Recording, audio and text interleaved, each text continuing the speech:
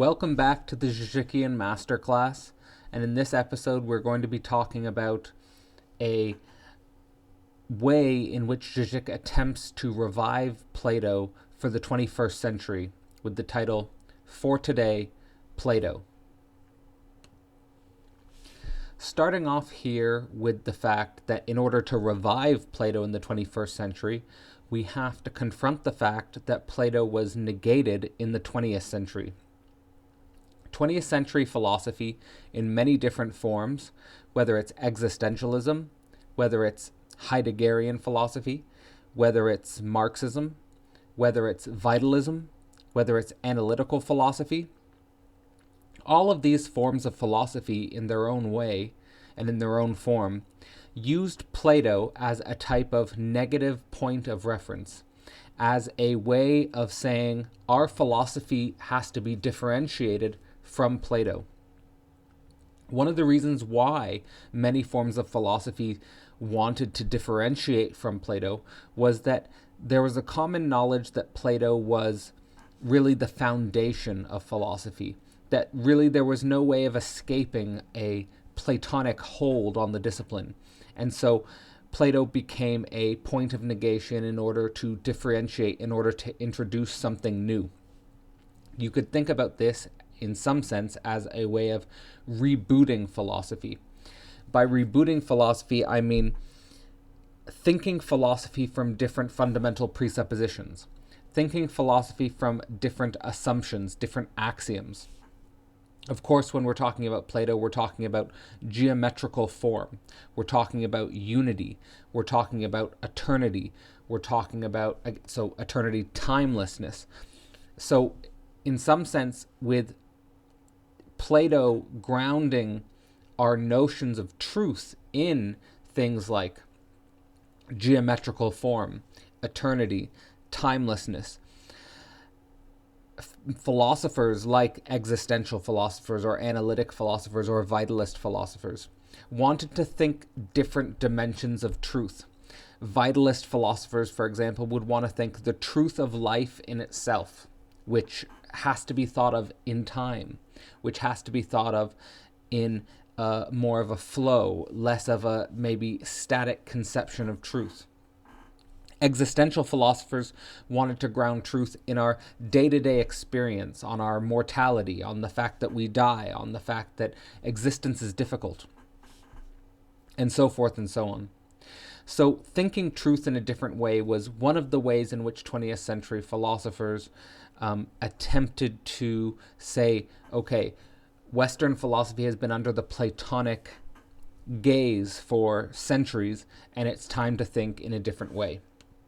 However, according to Žižek, oftentimes, in order to get their point across, in order to communicate a truth of existence, in order to communicate a truth of life, or in order to communicate a truth of political philosophy, whatever the brand of philosophy was, they, in some sense, created a fictional absurdity of Plato.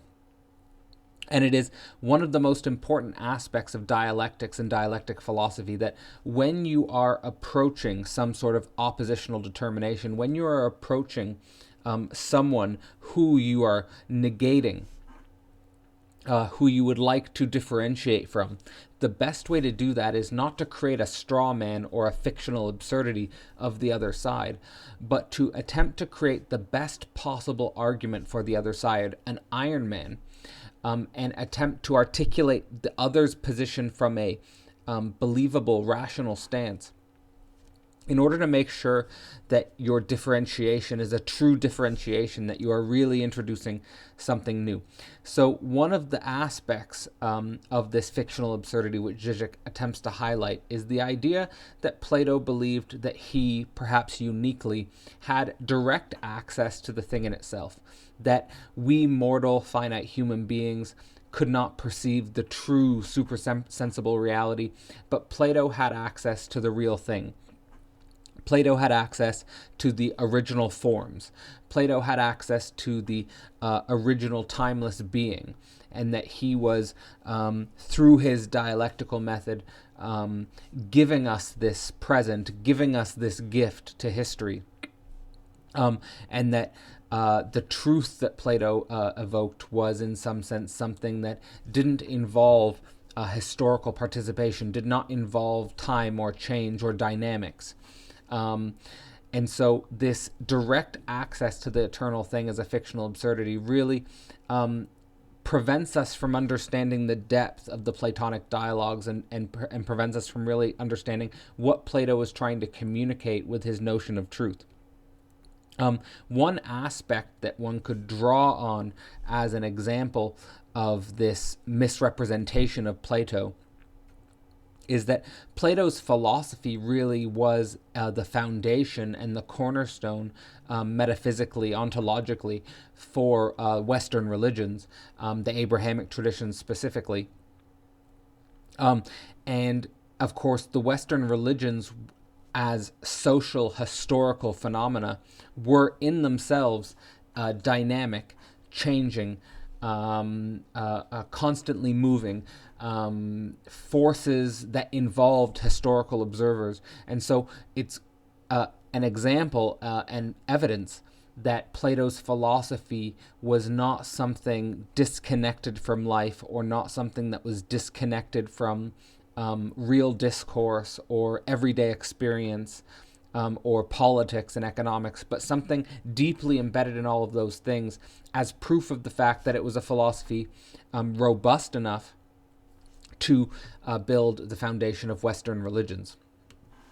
So Žižek points our direction to something we probably all learned in first-year philosophy class, that is Plato's Cave. Plato's Cave is an analogy that attempts to ask us to reflect on the difference between appearances and reality, where appearances on the one hand will be temporal, they'll be things we can observe with our senses, things that we can perceive directly, whereas true reality for Plato, and so the appearances would be the cave, of course, and then true reality would be beyond or behind the appearances. That the true reality for a mind that was seeking the truth, for a mind that was looking for the depth of things, could, as it were, reach beyond the veil, move beyond the appearances of things and touch the essence of things, to touch the ground of things, the origin of things. And this would be somewhat analogous also to the difference between relativity and the absolute.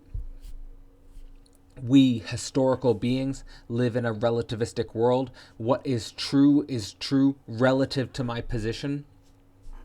What is true relative to my time. However, the absolute is not relative to a position, is not relative to a time. What is absolute is invariant. What is absolute is constant. What is absolute is something that is true in all universes.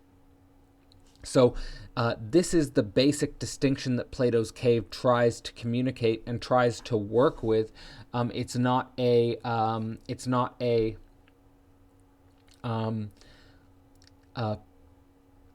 negation of appearances or relativity for the absolute reality, but it is a identification that we do not just live in a relative appearances, that there is also an absolute truth, and these somehow we have to think the way in which they're interacting, the way in which they're related, the way in which they're entangled, if you want.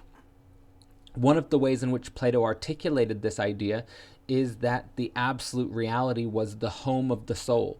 So for Plato, the original unity, the oneness, the perfect form is something that we come from into this world, and that we remember in our intuition, in our memory, but that we gradually lose touch with, and it's only those adults who have an enlightened pursuit of truth, who return to the knowledge that they are one, that they are timeless, that they are whole, that they are indivisible, that they are a part of the truth of reality.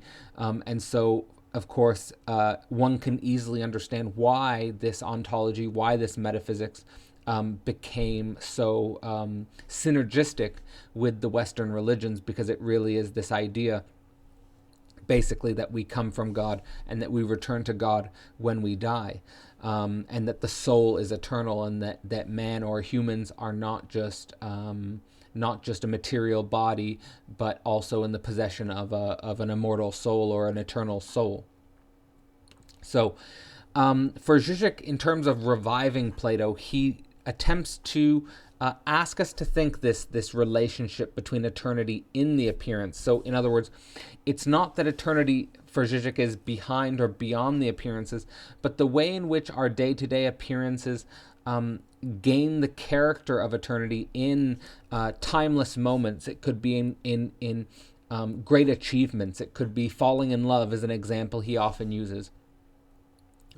It could be it could be often in the way in which love pulls us to do certain things that we wouldn't normally do, which seems to derail the normal run of things in our life, where the day-to-day mundane temporal appearances gain this character of eternity inside the appearances.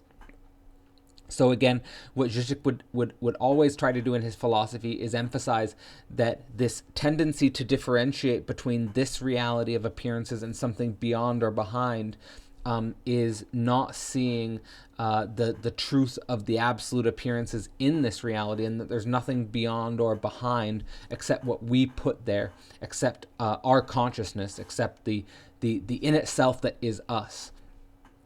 So it is true that Žižek's philosophy does, in a very Hegelian sense, historically mediate the absolute. The absolute is always historical. It is always phenomenological. It is always something that is involving observers or operators or subjects and so forth. The absolute is not only substance but also subject, from the lectures on Less Than Nothing. And in order to describe the domain in which this eternity and appearances manifests, he emphasizes the suprasensible. So, of course, we all have our five senses: our sight, our hearing, our taste, our smell, our touch, and so forth. All of these things are perceptible. All of those things are observable. All of those things are the normal modes in which we communicate and relate to each other. But the suprasensible is on the level of vision, on the level of, you could even say, imagination, on conceptualization, on the level at which we can abstract realities which may not have a physical referent, or may not have a direct connection to sense perception. And this is the dimension that Plato is emphasizing is close to, or actually is, the absolute truth. So that is the way in which Žižek would ask us to revive, or at least entertain, reviving Plato in either an existentialist sense, or a vitalist sense, or a Marxist sense, or an analytic sense in the 21st century. So I hope that gives you a good overview of the way Žižek attempts to revive Plato. So this was For Today, Plato. If you want to get in touch with me via my website or email, have any questions, feel free to reach out. And also, the best way to support this channel is by becoming a supporter on Patreon. I do private content, and I regularly update my Patreon. So if you want to stay in touch with me, that's the best way to support this channel. And hope you tune in next time.